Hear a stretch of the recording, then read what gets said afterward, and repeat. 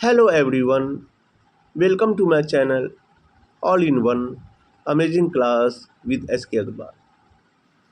आज हम इस टॉपिक पे बात करेंगे मन क्या है, मन क्या होता है, what is mind. Now let's start the video.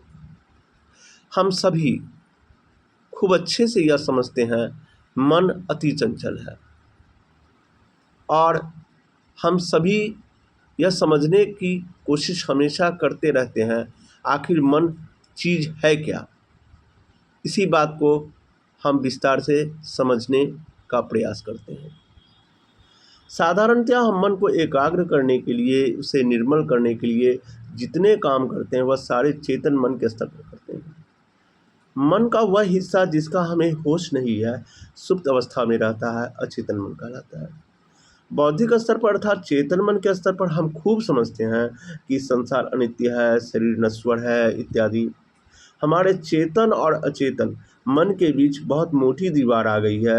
ये जो मोटी दीवार है उसी को ऋषि मुनियों ने अज्ञान या अविद्या कहा। उन दिनों चेतन मन, अचेतन मन ये शब्द इस्तेमाल नहीं होते थे, क्योंकि सच्चाई यह है कि अचेतन कुछ भी नहीं है। भीतर तक का अचेतन कहा जाने वाला मन भी बहुत चेतन है। पूरी बात को स्पष्ट करने के लिए हमने मन को चेतन और अचेतन मन में विभाजित कर दिया। हमारा चेतन मन अर्थात छोटा मन 5% एग्जाम्पल के लिए हमने मान लिया, हमेशा सक्रिय रहता है। चेतन मन की क्रिया प्रतिक्रिया हमें दिखाई दे जाती है, परंतु अचेतन मन की प्रतिक्रियाओं के प्रति हम सभी बेखबर रहते हैं। अचेतन मन का क्षेत्र बहुत बड़ा है। इसमें सुपर कॉन्शसनेस तथा क्राइस्ट कॉन्शसनेस शामिल है।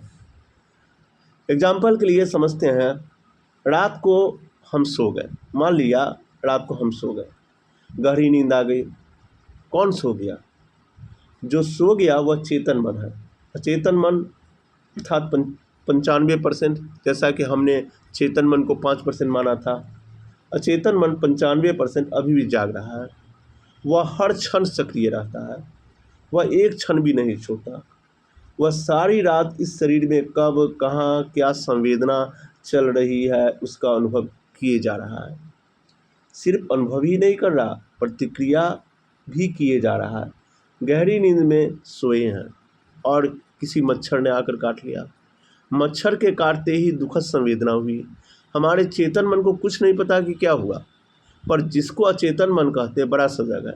इस गहरी नींद में भी वह प्रतिक्रिया करता है, उस मच्छर को उड़ा देता है या मार देता है, और वहाँ जो दुखद संवेदना चल रही है उसे खुजलाता है, उसे दूर करता है। सारी रात न जाने कितनी बार मच्छरों ने काटा और कितनी बार हमारे अचेतन मन ने प्रतिक्रिया की। सुबह कोई पूछे कि तुझे रात को मच्छर ने कितनी बार काटा, तो क्या जवाब हम देंगे? बीच में मोटी दीवार है, हमें पता ही नहीं कि हमारा अचेतन मन रात भर क्या कर रहा था। ये एग्जाम्पल के लिए हमने यह माना। इस उदाहरण से यह स्पष्ट हो जाता है कि अचेतन मन से हम अनजान रहते हैं, बेखबर रहते हैं, बेहोश रहते हैं। अचेतन मन में जो हो रहा है, जब हम उसे जानने लगेंगे, जानने की कोशिश अनुभूतियों के स्तर पर करने लगेंगे, तो हमारे ज्ञान के चक्षु अर्थात प्रज्ञा चक्षु खुल जाएंगे, और जितना इसमें पुष्ट होते चले जाएंगे उतना उतना मन निर्मल होता चला जाएगा। अब हम इन बातों को और अधिक स्पष्ट करने के लिए हम निम्नलिखित की व्याख्या कर रहे हैं। इसके लिए पहला पॉइंट है राग द्वेष। जैसे ही कुछ सुखद लगता है वैसे ही मन का एक हिस्सा प्रतिक्रिया करने लगता है, चाहिए ऐसा और चाहिए। मतलब जब हमें कुछ सुखद अनुभूति होती है तो मन डिमांड करने लगता है कि यह हमें चाहिए और चाहिए, और जब कोई अप्रिय बात लगती है या लगी तो कहने लगते हैं नहीं चाहिए, ये हमें नहीं चाहिए। चाहिए की प्रतिक्रिया को ही भारत की पुरानी भाषा में राग, लोभ या आसक्ति कहते थे, और नहीं चाहिए को ही द्वेष कहते थे। मन प्रतिक्षण राग रंजित या द्वेष दूषित रहता है। या तो किसी बात को सुखद मानकर राग पैदा करता है या दुखद मानकर द्वेष पैदा करता है। यह सच्चाई हमारे सामने आती है। दुख का मूल कारण चित्त का दूषण है। जब हमारा चित्त पॉल्यूटेड हो जाता है तब दुख की बात आती है, और चित्त के इन दूषणों से, पॉल्यूशन से मुक्त हो जाना ही दुख से विमुक्ति है।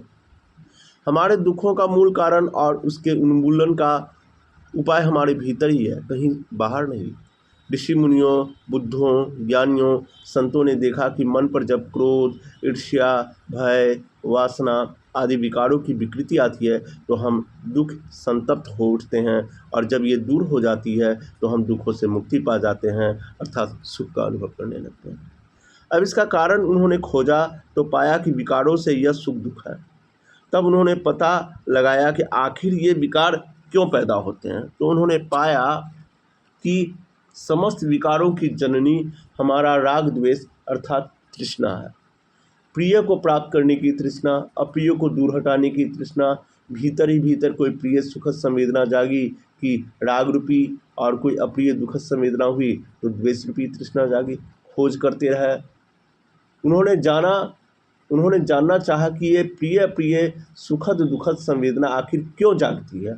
तब उन्होंने देखा कि जब हम आँख, कान, नाक, जीभ, त्वचा और मन, इन 6 इंद्रियों का अपनी विषयों रूप, शब्द, गंध, रस, स्पर्श और चिंतन से संस्पर्श संघात होता है, तब भीतर ही भीतर शरीर और चित्त स्कंध पर विभिन्न प्रकार की अनगिनत सूक्ष्म तरंगें पैदा होती है, और अपने पूर्व संस्कारों व अनुभूतियों के आधार पर हम उन्हें प्रिय या अप्रिय की संज्ञा देते हैं।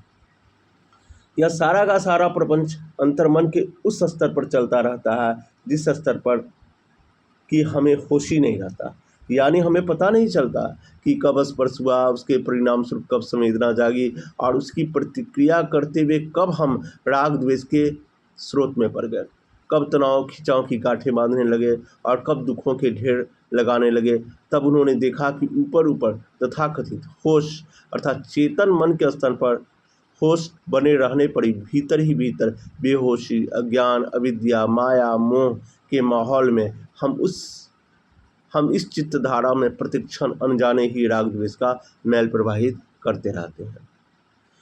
उन्होंने अपनी खोज जारी रखी। तब उन्होंने पाया कि जिस क्षण अंतर्मन की उन गहराइयों तक जागरूक रहते हैं, सचेत रहते हैं, सावधान रहते हैं, अलर्ट रहते हैं, अज्ञान, अविद्या और मोह से मुक्त रहते हैं, इस अनित्य प्रवाह को निर्लिप्त अनासक्त भाव से देखते रहते हैं, उस क्षण चित्तधारा पर नया राग नहीं जागता, नया द्वेष नहीं जगता। परिणाम स्वरूप पुराने संस्कार क्षीण होते हैं, पूर्व संचित मैल छंटता है। उन्होंने देखा कि बार बार की समतामयी जागरूकता के अभ्यास से चित्तधारा निर्मल हुई जाती है, और जितनी जितनी निर्मल होती है उतनी उतनी सद्गुणों से स्वतः संपन्न होती चली जाती है। जब नितांत निर्मल हो जाती है तब सर्वथा सद्गुण संपन्न हो जाती है। इस प्रकार हमारे ऋषि मुनियों ने देखा कि राग का मूलभूत कारण और उसके निवारण का उपाय क्या है। प्रकृति ने अपने सारे राज रहस्य उनके सामने खोल कर रख दिया। जो व्यक्ति अंतर्निरीक्षण, इंट्रोस्पेक्शन और आत्मदर्शन के प्रक्रम को अपनाता है वह निर्मल चित्त होकर दुख विमुक्त हो जाता है। कभी कभी यह प्रश्न उठता है कि जैसा बाहरी भौतिक जगत के वैज्ञानिकों की खोज का लाभ उठाते हुए हम उनके द्वारा किए शोध प्रयोगों में से स्वयं नहीं गुजरते, हमें उनकी खोजों का सीधे लाभ मिलने लगता है, वैसे ही इस आंतरिक चैतसिक जगत की खोज का लाभ हमें स्वतः क्यों नहीं मिलता। हम उनके द्वारा खोजी गई सच्चाई को मान लें, उसमें श्रद्धा जगा लें, बस इतने से तो काम बन जाना चाहिए। हम में से प्रत्येक व्यक्ति उस शोध के प्रक्रम में से स्वयं क्यों गुजरे, धर्म दर्शन, आत्मदर्शन का अभ्यास स्वयं क्यों करें। इसका सीधा सा जवाब है, यह शोध प्रक्रम ही उनकी खोज थी। जब तक कोई स्वयं आत्मनिरीक्षण नहीं करता तब तक दुखों से मुक्ति नहीं पा सकता। अपने चित्त के विकारों का स्वयं साक्षात्कार करके ही उनका उन्मूलन किया जा सकता है। इस बात को हमें स्वीकार कर लेना ही चाहिए कि अपनी मुक्ति अपने हाथ। इस सच्चाई को हम जितनी जल्दी समझ जाएं उतना अच्छा है। हर समय हमें समता रूपी सजगता में रहने का अभ्यास करना चाहिए। लेकिन यह मनुष्य का स्वभाव है कि वह कठिन श्रम करना नहीं चाहता और सफलता खूब मिले इसकी कामना करता है, और अगर उसे श्रम करना भी पड़े तो वह शॉर्टकट रास्ता खोजता है। बाहर की दुनिया से हमारा संपर्क आँख, कान, नाक, जीभ और त्वचा के द्वारा होता है। इन पांच इंद्रियों की वजह से ही दुनिया हमारे लिए दुनिया है, अन्यथा हमारे लिए दुनिया नहीं। इन पंच ज्ञानेंद्रियों के अलावा एक अत्यंत महत्वपूर्ण चीज़ है, वह मन है। उस मन के दरवाजे पर मनुष्य अपनी पुरानी अनुभूतियों का चिंतन करता है। हमारे ऋषि मुनियों ने हमें यही समझाया कि सारा संसार तरंग ही तरंग है।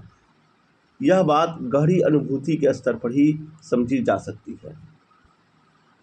अब हम इस तरंग वाली बात को एक उदाहरण से स्पष्ट करते हैं।